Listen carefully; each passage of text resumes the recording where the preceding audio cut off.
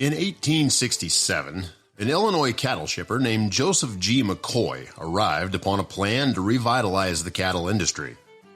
This young man conceived the idea of opening an outlet for Texas cattle. Being impressed with the knowledge of the number of cattle in Texas and the difficulties of getting them to market by the routes and means then in use, and realizing the significant disparity between Texas values and northern prices of cattle, he set himself to thinking and studying to hit upon some plan whereby these great extremes would be equalized.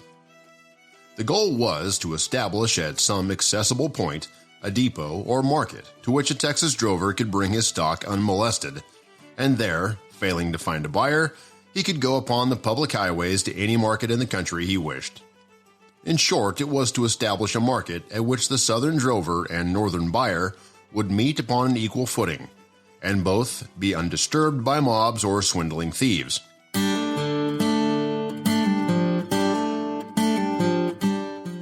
Wild West Podcast presents Cattle Drives, Cowboys, Cattle Towns Part 2, Joseph G. McCoy and the Cattle Industry of the 1800s. Stay with us after this episode as we explore the plausibility of the cattle trade and ask the question, what would have happened to westward expansion if the cattle trade industry had never existed?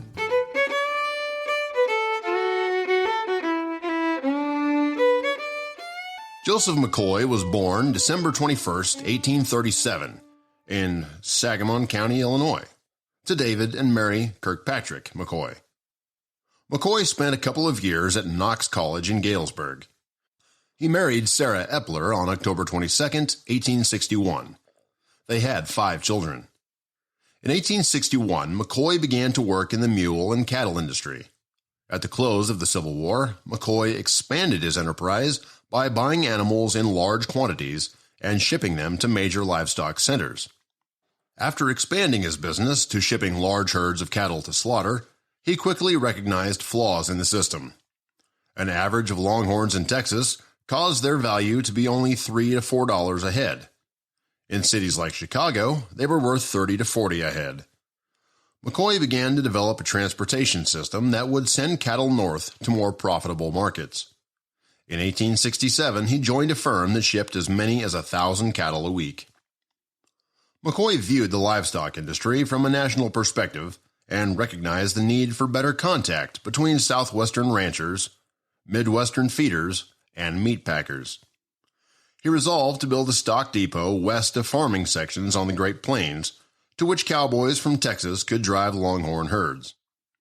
Although the railroad builders considered his plan impractical, he finally succeeded in obtaining cooperation from the Kansas Pacific Railway, provided he assumed all the financial risks. The cattle would be shipped from his proposed stockyards to Kansas City. He then made an agreement with the Hannibal and St. Joseph line, which proved a route to Quincy, Illinois. From there, the cattle could be sent to Chicago. Between 1860 and 1865, northern cities swelled, with New York becoming the largest. This urban population growth created a strong demand for beef. McCoy wagered on owning an outlet where Texas cattle could be bought for pennies per pound and then sold for dollars on the hoof in New York City. All he needed was a safe outlet where milled cattle could be bought, sold, and transported eastward by rail. In short, it was pointless to drive cattle to Abilene without the growth of these urban markets. It was not long after the project had taken simple shape in the projector's mind before he cast his eye over the map of the western states. McCoy studied the situation and determined whether the western prairies or the southern rivers would be the better place to establish the proposed depot. Before he had fully decided in his mind, a trip to Kansas City was taken. Soon after arriving in Kansas, McCoy met with particular residents interested in a large herd of cattle from Texas. He expected to arrive somewhere in Kansas, but just where was not known, as no specific place had been designated. After repeat conversations with these parties, A trip up the Union Pacific East Division was determined. At that time, the road was completed and operated as far west as Salina, Kansas. Junction City was visited, and a proposition was made to one of the leading business people to purchase a tract of land sufficiently large to build a stockyard, and such other facilities as were necessary for cattle shipping. Still, an exorbitant price was asked. In fact, a flat refusal to sell at any cost was the final answer of the Still, an exorbitant price was asked. In fact, a flat refusal to sell at any cost was the final answer of the wide-awake Junctionite.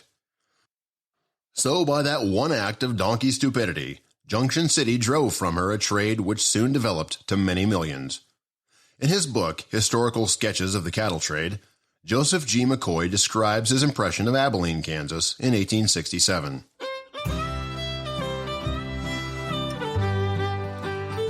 After spending a few days investigating Abilene, then as now the county seat of Dickinson County, was selected as the point of location for the coming enterprise. Abilene in 1867 was a very small dead place, consisting of about 12 log huts, low, small, rude affairs, 4/5 of which were covered with dirt for roofing. Indeed, but one shingle roof could be seen in the whole city. The business of the burg was conducted in 2 small rooms, mere log huts, and of course the inevitable saloon, also in a log hut, was to be found. Abilene, Kansas was chosen as the site for McCoy's cattle pens. He purchased a 250-acre tract at the edge of this frontier village and made a pen to handle 1,000 head of cattle, a hotel known as the Drover's Cottage, a bank, office, and livery stable. McCoy built the first cow town in Kansas at Abilene on the southern branch of the Union Pacific Railroad. The following is McCoy's recollection of the construction of the first cattle yards built in Abilene, Kansas. A tract of land adjoining the town was purchased for the location of the stockyards, hotel, offices, etc. From Hannibal, Missouri came the pine lumber, and from Lenape, Kansas came the hardwood, and work began in earnest and with energy.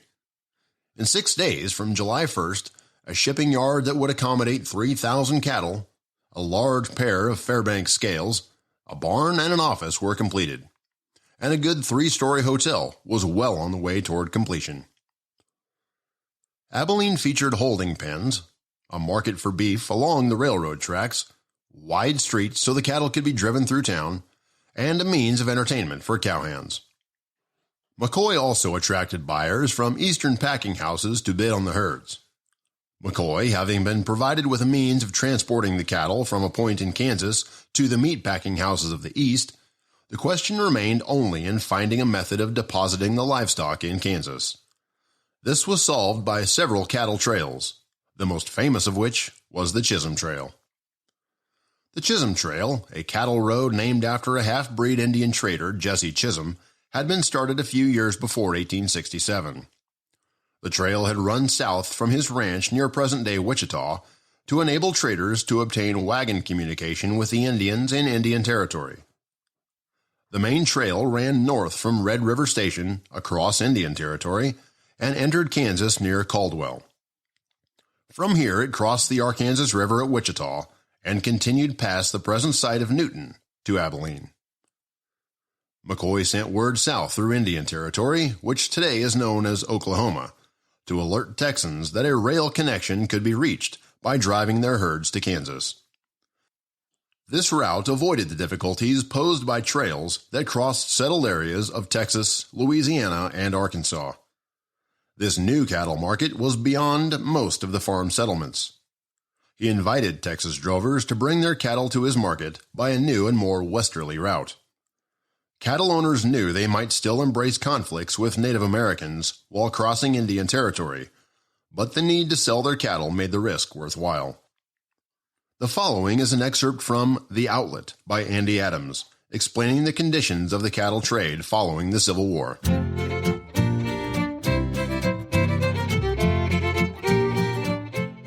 At the close of the Civil War, the need for a market for the surplus cattle of Texas was as urgent as it was general. There had been numerous experiments in seeking an outlet, but there is authority for the statement that in 1857, Texas cattle were driven to Illinois. 11 years later, 40,000 heads were sent to the mouth of the Red River in Louisiana, shipped by boat to Cairo, Illinois, and thence inland by rail. Fever resulted, and the experiment was never repeated. To the west of Texas stretched a forbidding desert, while on the other hand, nearly every drive to Louisiana resulted in financial disaster to the drover. The Republic of Mexico on the south afforded no relief, as it was likewise overrun with a surplus of its own breeding. Immediately before and after the war, a slight trade had sprung up in cattle between eastern points on Red River and Baxter Springs in the southeast corner of Kansas. The route was perfectly feasible, being short and entirely within the reservations of the Choctaws and Cherokees, civilized Indians. This was the only route to the north, for farther to the westward was the home of 100 cows. At this time, all eyes were turned to the new Northwest, which was then looked upon as the country that would, at last, afford the proper market. Railroads were pushing into the domain of the buffalo and Indian. The rush of emigration was westward, and the Texan was clamoring for an outlet for his cattle. It was written in the stars that the Indian and buffalo would have to stand aside. The first herds arrived in August 1867. An initial shipment to Chicago left Abilene in September. By the end of the year, 35,000 head had been driven over the Chisholm Trail to Abilene, and in 1868, the number rose to 75,000 head. By 1870, the number doubled. As Abilene's leading citizen, McCoy was elected mayor. Rival railroad terminal towns further west and south soon diverted trade from Abilene, and McCoy moved to the new cowtowns. In 1872, he went to Wichita, Kansas, where he became a promotion agent for American and Texas Refrigerator Car. By 1880, he was a commission dealer in livestock in Kansas City and had been employed by the U.S. Census Bureau to report on the livestock industry for the 11th census. For a time, he lived in Oklahoma and served as the agent for the Cherokee Nation in collecting land revenues. In 1890, he was an unsuccessful Democratic candidate for the U.S. Congress. He died in Kansas City on October 19, 1915. McCoy, the prime instigator of the cattle movement, left a vivid impression of this period of our history in his memoirs. Driving longhorns out of Texas to the cowtowns of the northern plains, he declared, is one of the most significant and colorful subjects in the annals of the Southwest. The narrative of frontier industry pointed the way to the occupations of a vast empire, previously considered a great desert. From the close of the Civil War until the 90s, it attracted the attention of the whole nation. It became familiar with the terms cowboy, stampede, six-shooter, roundup, lariat, chaps, sombrero, and others connected with the trading stock over the open range. George W. Saunders at the reunion of the Old Time Trail Drivers Association read the following.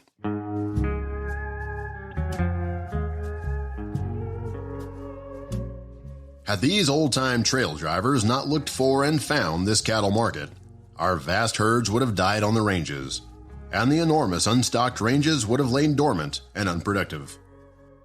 Our ranchmen would have left Texas disgusted and broke, and it would have been challenging to re-inhabit the state of Texas and lands to the north. Therefore, the development would have been on hold for many years.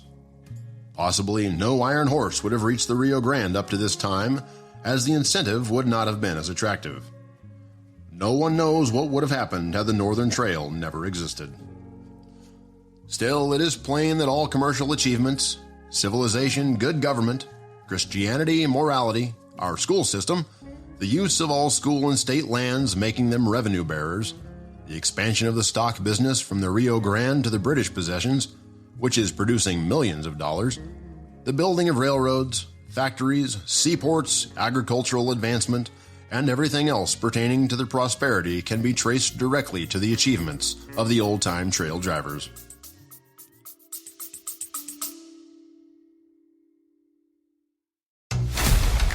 I'm Cam. And I'm Aunt. Recently, on the podcast Dirt Road Discussions, I tease the parents, but I'm like, you're paying me to let your kids do my chores. So Channing Tatum, he works with you. Could you just talk a little more about your relationship and the vodka that you produce? Man, I've got a raincoat on right now, Cameron. So as a butterfly, it remembers being a caterpillar. You'll hit some bumps, but your head still hits the top of the aircraft. Who knew farming could be so interesting? To hear more, join us on the Dirt Road Discussions podcast, wherever podcasts can be found. Traveling up and down the trails also helped to heal the animosity that the abolition movement and the Civil War had engendered. Joseph G. McCoy observed in 1874 that the cattle trade was a means of bringing about an era of better feeling between Northern and Texas men by bringing them in contact with each other in commercial transactions. The feelings in the breasts of men from both sections today are better than they were 6 years ago.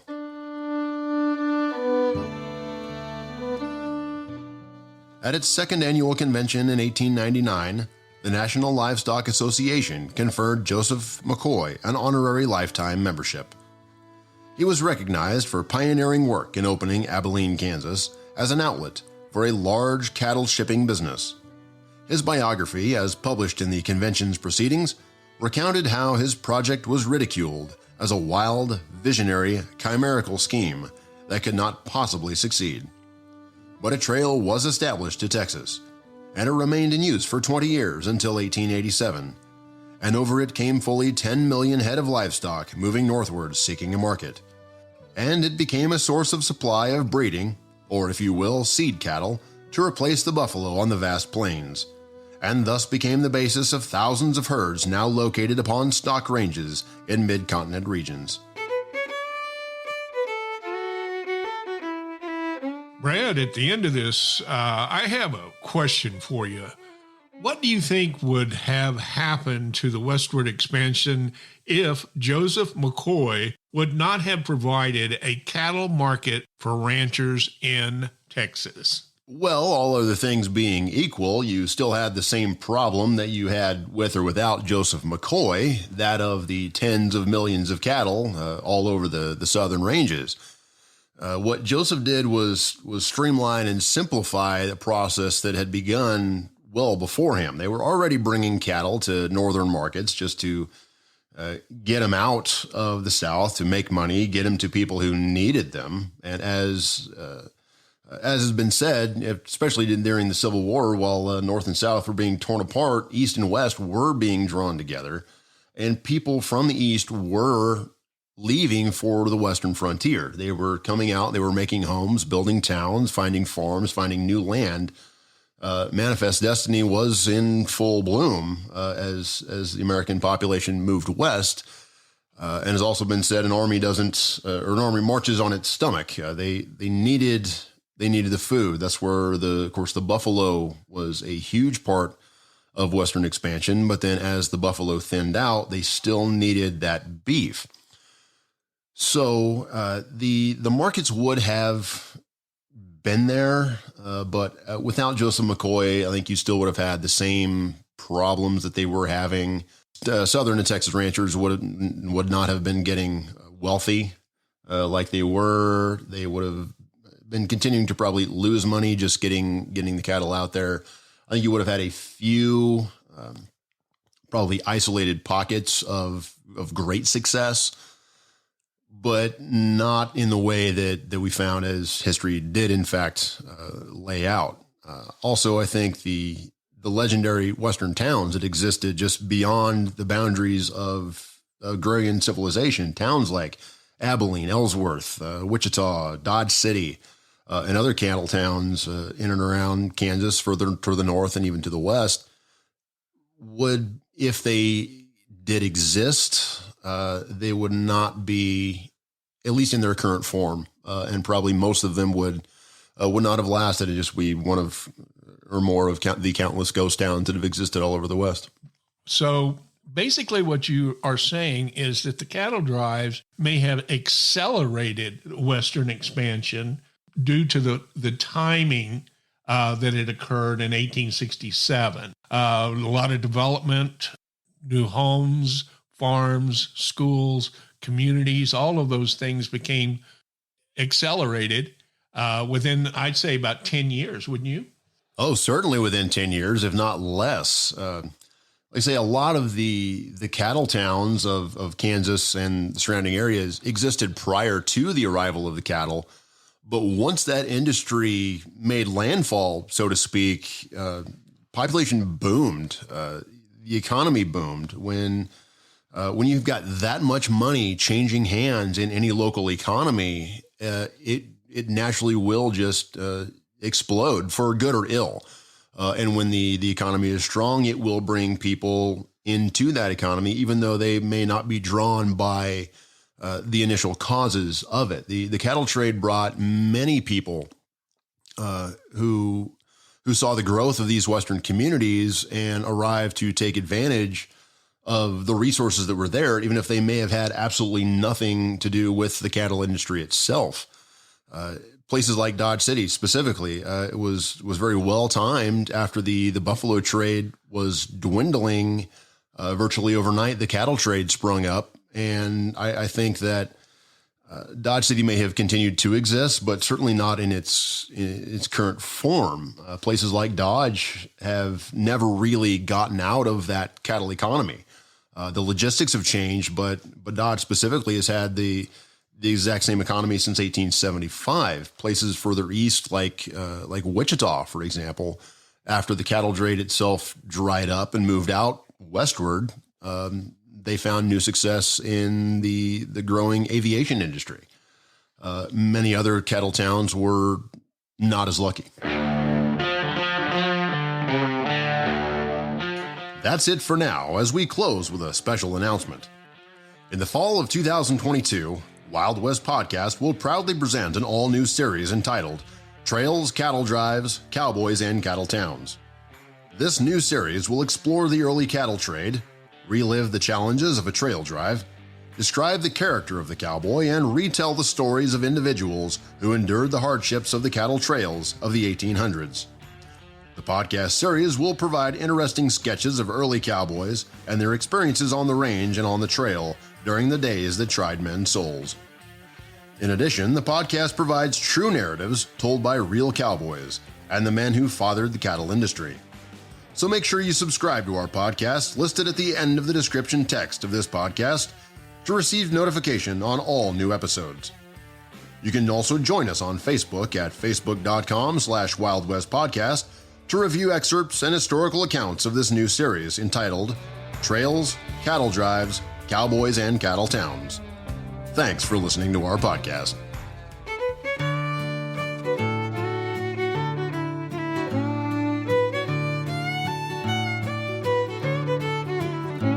I ride an old pain, I lead an old Dan.